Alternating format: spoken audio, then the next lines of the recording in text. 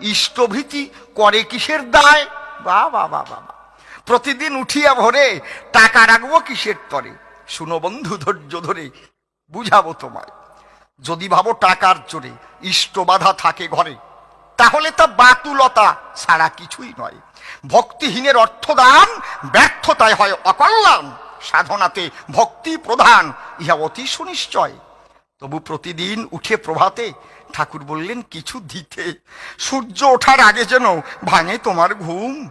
ঠাকুরের বাণী ধরে প্রতিদিন উঠে ভোরে ইষ্টভীতি করলে পরে ফোটে হৃদয়ে কুসুম।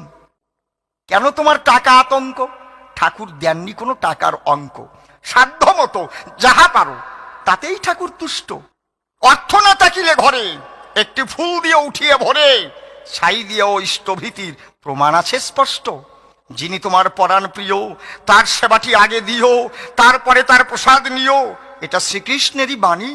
গীতার মধ্যে শ্রীনারায়ণ বলেছেন অর্জুনের সদন, না দিয়ে করিলে গ্রহণ তারে চর বলিয়া জানি। না করে যে ইষ্টভীতি শুধু লক্ষ্য নিজের উদর পূর্তি। চৌর্যবৃত্তি বললেন গীতায় স্বয়ং ভগবান। তাইতে মোরা উঠে ভোরে যা পারি তাই করো পুটে তারে, ঠাকুরের উদ্দেশ্যে করি ভক্তি অর্ঘ্যদান। যেমন বিন্দু বিন্দু জলকণায় মহাসাগর রচিত হয়,